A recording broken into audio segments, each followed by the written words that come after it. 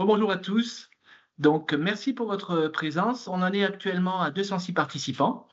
À la fois, ça nous encourage parce que ce sont toujours des initiatives, on souhaite effectivement répondre à une attente. C'est la preuve effectivement que le sujet que nous avions choisi, la recherche clinique avec et sur les objets connectés, effectivement est un sujet qui intéresse.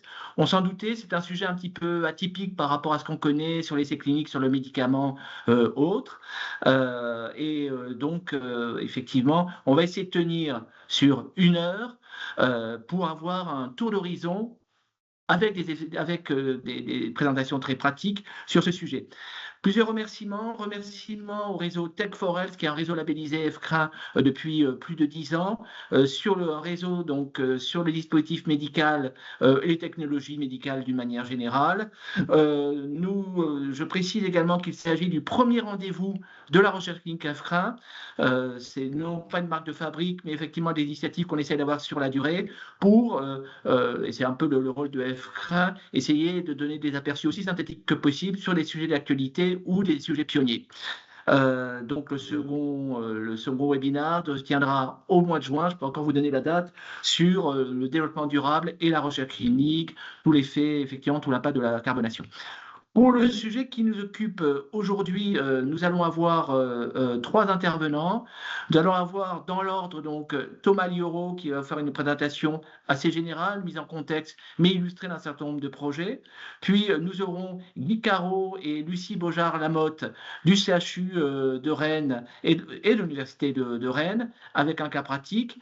Et pour conclure, un dernier projet présenté par Laurent Claxin du CHU de Dijon.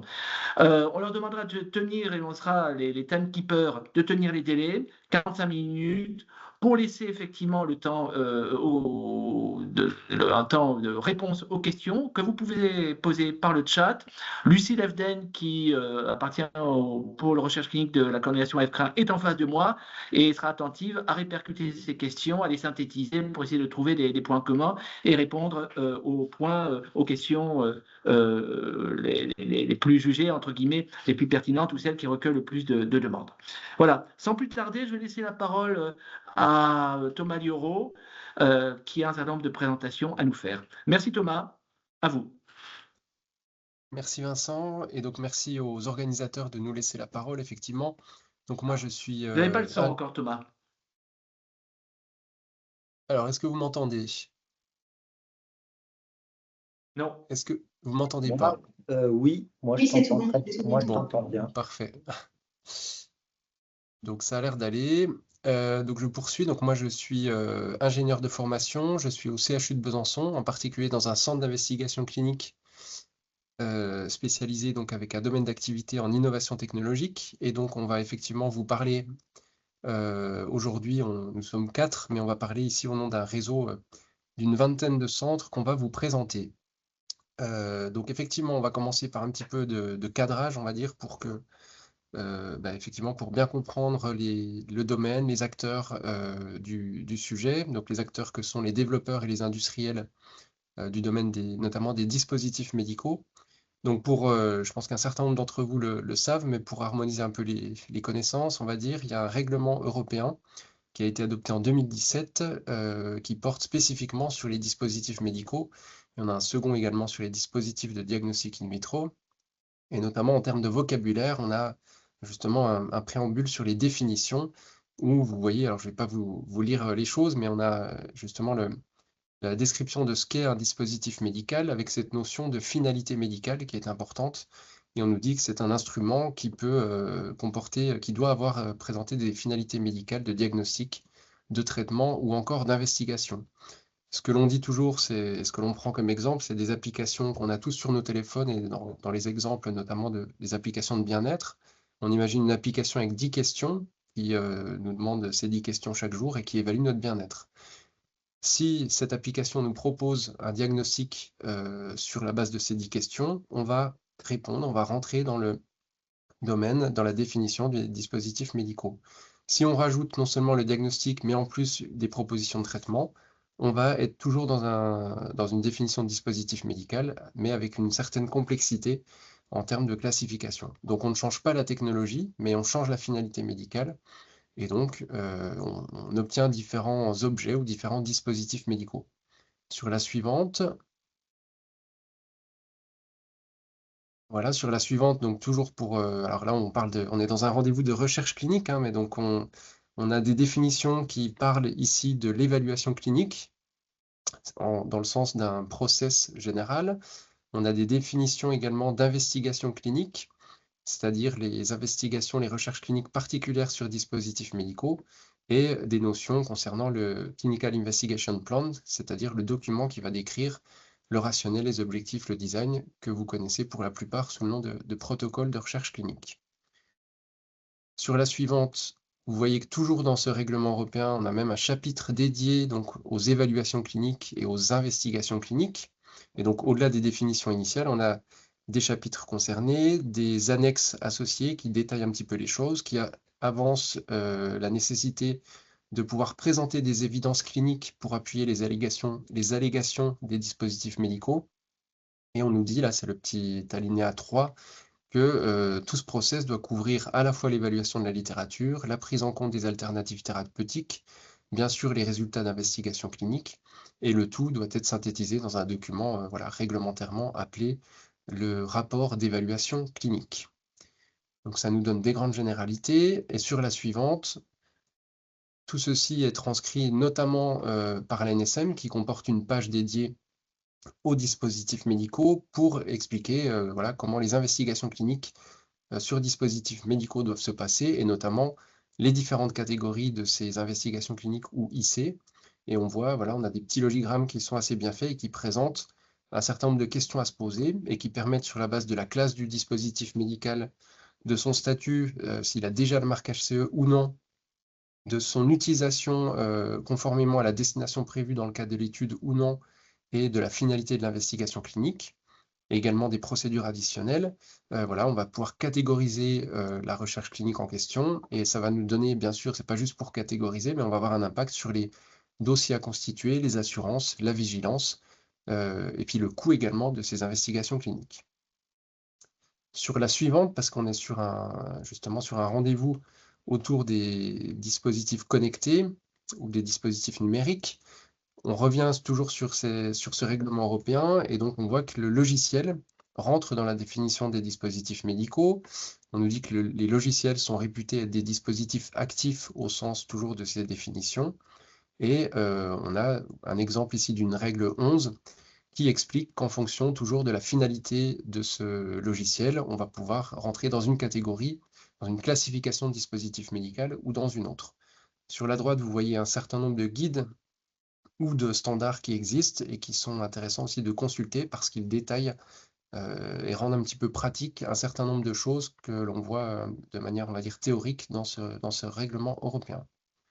Sur la suivante, pour poursuivre un petit peu sur la partie définition, on voit sur les sites notamment institutionnels ou des autorités, on a un certain nombre de détails qui sont apparus et des définitions qui sont apparues. Sur la HAS déjà, qui nous dit qu'un dispositif médical numérique, DMN, peut être un logiciel répondant à la définition du dispositif médical, donc conformément aux articles et aux règlements qu'on a vus précédemment. Et sur le code de la santé publique, on a même une définition d'un DMN de télésurveillance médicale, où on nous dit que ce DMN doit avoir une fonction de collecter, d'analyser, de transmettre des données physiologiques, cliniques, etc. On a une notion d'alerte qui peut apparaître, et des notions justement d'exportation des données qui sont collectées, avec toutes les notions d'interopérabilité pour le partage ensuite de ces données et des usages éventuellement à des fins d'analyse ultérieure.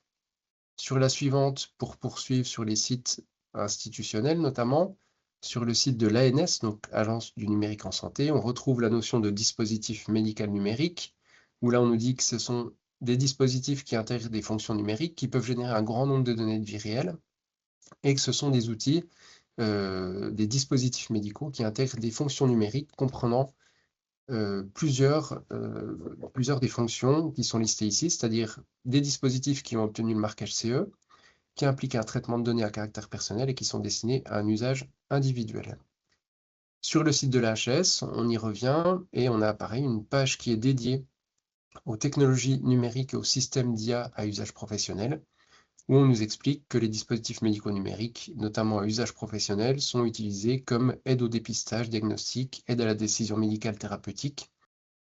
Donc là, on est bien dans la définition d'EDM, mais qu'on a également des technologies sans finalité médicale au sens de ce fameux règlement, qui n'ont pas de statut de dispositif médical et qui peuvent être utilisés comme des fonctions support, par exemple pour réduire la charge administrative. Sur la suivante, et pareil, je vous épargne la lecture complète de tout ça, mais pour vous dire qu'on trouve vraiment des informations détaillées, ici vous avez par exemple les finalités d'évaluation qui sont présentées selon les technologies. Voilà, est-ce que c'est un usage pour les patients, pour les professionnels? Est-ce que c'est un objectif de marquage CE, de remboursement, de référencement? Et vous avez sur la droite des exemples d'évaluation en termes de performance, d'intérêt clinique ou organisationnel. Je passe rapidement encore avec la suivante, où vous avez dans ce dernier exemple un petit peu théorique, une cartographie des évaluations en fonction du cycle de vie des technologies numériques en santé. Et donc, vous trouvez sur la gauche les différentes dimensions d'évaluation, en fonction donc du contexte d'évaluation, des objectifs et des organismes concernés et des acteurs concernés par ces évaluations. Et donc, on va voir qu'on se retrouve un petit peu dans tout ce qui a été dit. J'en arrive sur la suivante, sur la présentation de notre réseau Tech4Health, pour vous dire qu'on est effectivement labellisé FCRIN depuis 2015 et qu'on on existe un petit peu depuis un petit peu plus longtemps parce qu'on est finalement basé sur le regroupement historique des CIC en innovation technologique, qui ont pour but, comme vous le voyez, de transférer des innovations vers la pratique clinique et inversement, de contribuer donc au développement de dispositifs médicaux innovants, et on l'a vu, ça peut couvrir une grande diversité de produits. Et donc on a des interactions avec à la fois des acteurs académiques, institutionnels et des industriels. Et pour la plupart des industriels du dispositif médicaux sont des startups. Et donc, on va essayer de répondre aux interrogations de ces acteurs en montant des évaluations précliniques et cliniques tout au long du cycle de vie, comme on l'a vu précédemment. Et donc, vous avez ici le titre notamment d'un diplôme interuniversitaire qu'on organise. Pourquoi, quand et comment réaliser les études précliniques et cliniques. Sur la suivante, vous voyez ici nos actuels 19 membres qui sont répartis géographiquement en France. Et on a donc des spécificités thématiques par technologie, par pathologie, et on se complémente, ça nous permet d'interagir et de partager des compétences et de travailler sur des projets à plusieurs parce qu'on ne peut pas être spécialiste de tous les sujets au vu de la diversité qu'on a évoquée précédemment. Sur la suivante, de la même manière, je vous épargne la lecture de toutes les spécificités, mais il y aura un replay qui sera disponible. Mais donc, on est situé dans les CHU, dans les CIC, dans des hôpitaux, dans des universités, ou même dans ce qu'on appelle des living labs. Et donc, on est en capacité de répondre à un certain nombre de questions qui nous parviennent. Des questions qui nous parviennent sur la suivante. On apporte très concrètement des expertises aux projets institutionnels et industriels, comme je vous le disais. Et donc, tout au long du cycle de vie du dispositif médical, c'est un terme dans lequel on se retrouve bien. Et donc, vous avez un exemple ici de questions qui nous parviennent. Typiquement, quels sont les prérequis pour pouvoir être autorisé d'utiliser des innovations dans des investigations cliniques? Quelles sont les recherches cliniques qui vont permettre d'obtenir le marquage CE pour une innovation? Et puis finalement, nous, on va passer un certain temps, ça nous demande un investissement important pour comprendre le produit, la stratégie, le cycle de vie, justement, essayer de reconstituer le chemin qui a amené l'industriel ou le développeur vers nous. Et on va essayer de poser une recherche en face d'une question scientifique et médicale, tout en prenant en compte les particularités du domaine des dispositifs médicaux et donc les contraintes industrielles et réglementaires. Donc voilà, on est des chercheurs académiques, mais on se doit de comprendre un petit peu tous ces acteurs. Et donc très concrètement, on va intervenir sur plusieurs axes. L'accompagnement parfois très précoce de projets émergents pour participer à la définition des innovations. On peut intervenir aussi pour formaliser la destination au sens qu'on a vu précédemment du règlement européen. Participer au cahier des charges sur la base de besoins cliniques avérés. On va concevoir ensuite, comme on le disait, des recherches qui permettront d'accéder au marché, y compris les aspects justement de prérequis pour obtenir ces autorisations. Et parfois, on revient un petit peu en arrière et on va être dans la nécessité de finalement constituer et développer des recherches précliniques pour alimenter justement ces prérequis. Et puis on va accompagner aussi les porteurs, hein, puisque parfois on peut être amené à rechercher un partenaire industriel par rapport à un développeur académique, par exemple, qui n'aurait pas tout à fait encore de contact là-dessus. Et on va aider tout le monde à monter en compétence sur le sujet des dispositifs médicaux, parce qu'on l'a vu, il y a une certaine complexité et diversité des choses. Et donc c'est le petit encart que vous voyez à droite, parce qu'on a des activités de formation historiques sur tous ces sujets-là, avec successivement des écoles d'été, donc le DU actuel, comme je vous le disais, et puis un projet actuel qui est financé par France 2030, qui vise à optimiser et personnaliser des parcours de formation pour les futurs spécialistes des affaires réglementaires et cliniques dans l'industrie du dispositif médical. Sur la suivante, je vous disais qu'on se reconnaissait là dans un certain nombre de choses qu'on voyait. Et donc ça, c'était un modèle un petit peu théorique qu'on avait développé il y a quelques années avec un financement européen notamment, mais dans lequel, enfin, qu'on utilise toujours dans nos projets. Et donc, je vous le disais, c'est un modèle théorique qui présente les grandes étapes de développement des dispositifs en bleu, hein, vous voyez, depuis le besoin jusqu'au produit sur le marché, jusqu'ensuite le remboursement ou le support financier. Et puis, les choses ne s'arrêtent pas parce que la diffusion d'un produit peut aussi générer de nouvelles questions et amener un nouveau besoin. Et puis tout notre exercice, finalement, va être de mettre les autres petits cadres là que vous voyez autour, qui vont constituer les différentes évaluations au bon moment dans le cycle de vie, pour pouvoir avancer, et vous le voyez en rouge, de pouvoir aussi anticiper et mettre en contact les différents acteurs autour de ces différents sujets. Alors, une question, je pense, pour Thomas. Quelles sont les conditions pour bénéficier d'un accompagnement avec Tech4Health? Merci pour la question. Alors, on n'a pas de conditions, si vous voulez, préalables.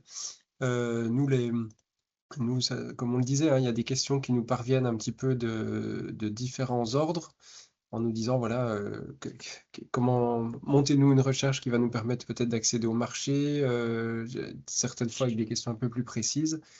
La première des choses, nous, que l'on fait, c'est je vous le disais, on est au sein des hôpitaux principalement, donc on confirme la pertinence déjà clinique, voilà, avec l'aide des médecins, des soignants qui nous entourent, hein, si vous n'avez pas déjà de contact sur ces sujets-là.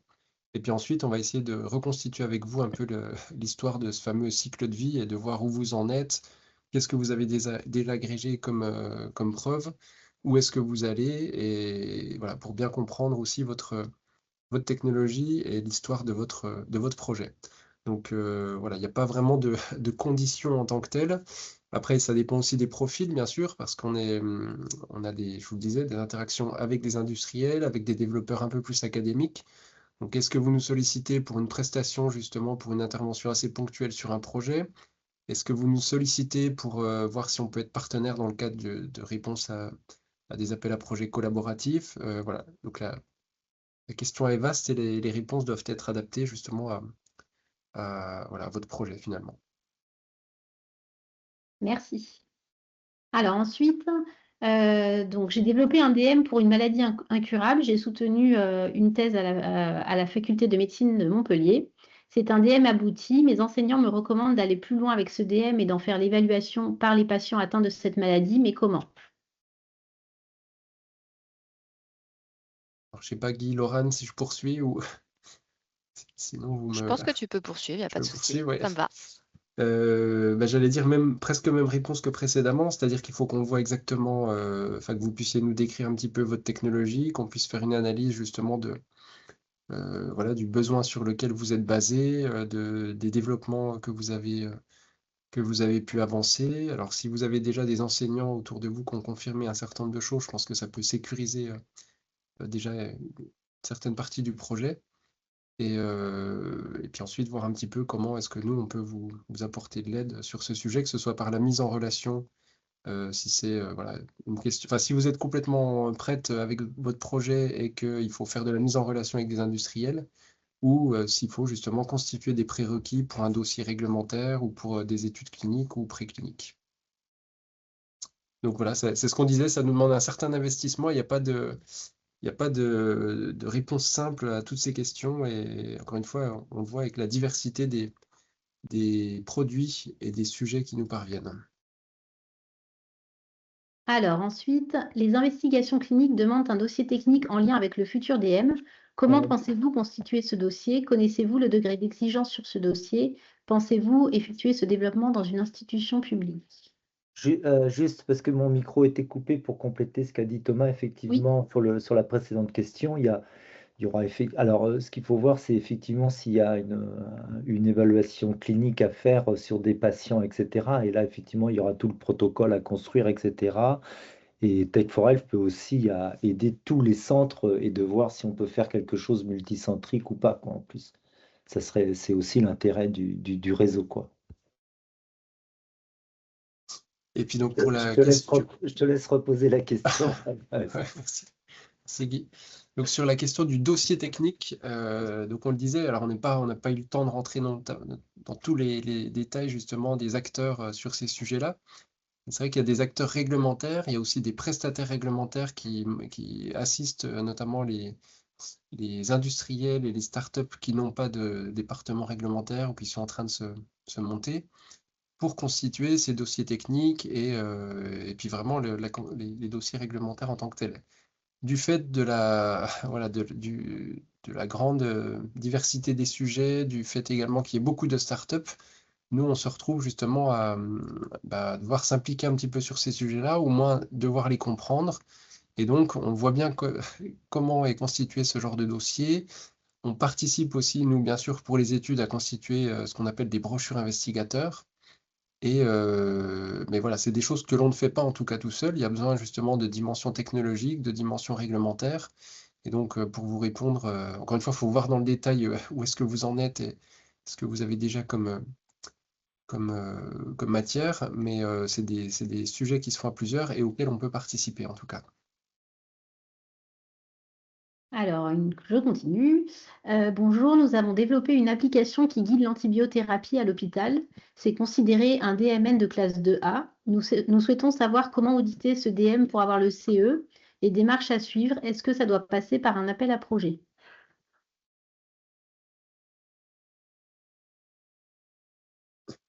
Je poursuis. Guy, pareil, Laura, vous m'interrompez ou vous complétez. Oui, vas-y. Donc effectivement, il semble que vous ayez déjà répondu aux questions j'imagine, de formalisation de la destination de votre outil, puisque vous annoncez déjà une classification et donc sur la base, je pense, de la petite analyse réglementaire, de la règle qui va bien dans le chapitre du règlement européen. Donc visiblement, d'après la question, vous avez déjà avancé un petit peu là-dessus. Et donc, par rapport à ça, il faudrait voir justement qu'est-ce que vous avez déjà agrégé comme preuve sur ce sujet-là et qu'est-ce qu'il faut compléter pour pour accéder au marché finalement. Est-ce que voilà, il vous manque une étude clinique? Est-ce que vous avez déjà fait une analyse de la littérature? Est-ce que vous avez déjà une bonne visibilité des alternatives thérapeutiques, hein, comme on montrait sur une des slides?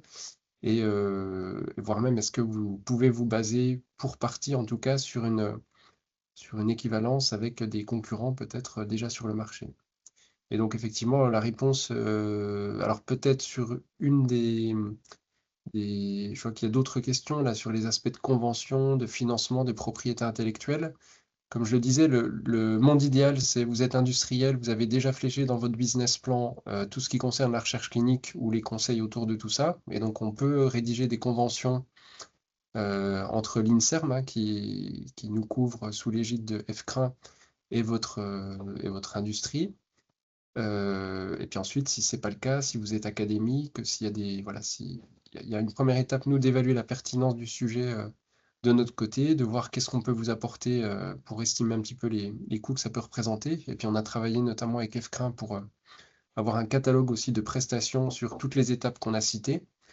Et donc, dans ce cadre-là, on peut effectivement vous établir soit un devis, soit essayer d'aller plus loin par le biais d'un réponse à appel à projet collectif. Partenariat en tout cas. Et puis pour la propriété intellectuelle, parce que je vois les questions aussi, Lucie, mais de la même manière, c'est des accords de confidentialité qu'on peut signer sous l'égide de l'INSERM et de FCRIN. Parfait, merci beaucoup. Il est 15h, 15h01 même. On arrive au bout des questions et de l'intervention. Donc, juste pour vous rappeler que vous avez la possibilité, donc, pour aller plus loin, de réécouter ce webinaire. Et puis, on vous remercie de participer à l'enquête de satisfaction. Vous pourrez contacter, si besoin, par rapport à des questions que vous pourrez vous poser, Thomas, Guy ou Laurane. Juste une petite synthèse. Donc, on s'aperçoit, on en était convaincus, que la recherche clinique sur les objets connectés, c'est un domaine à part, avec dans des spécificités d'évaluation qui n'ont rien à voir avec ce qu'on connaît sur les autres produits de santé. On a essayé de vous montrer que on n'est pas simplement dans la théorie, mais qu'aujourd'hui, on a beaucoup de cas pratiques et finalement beaucoup d'expérience. Le réseau Tech4Health, CFCRIN, effectivement, a cette possibilité de fédérer l'ensemble des expertises nécessaires, mais il y en a sans doute d'autres. Mais donc, n'hésitez pas à revenir vers vous, vers Thomas, Guy et Laurane, si besoin, à la fois pour répondre aux questions et éventuellement pour de futurs projets. On vous remercie beaucoup et on vous souhaite une très bonne après-midi. On espère vous revoir pour les prochains rendez-vous FCRIN. Merci beaucoup.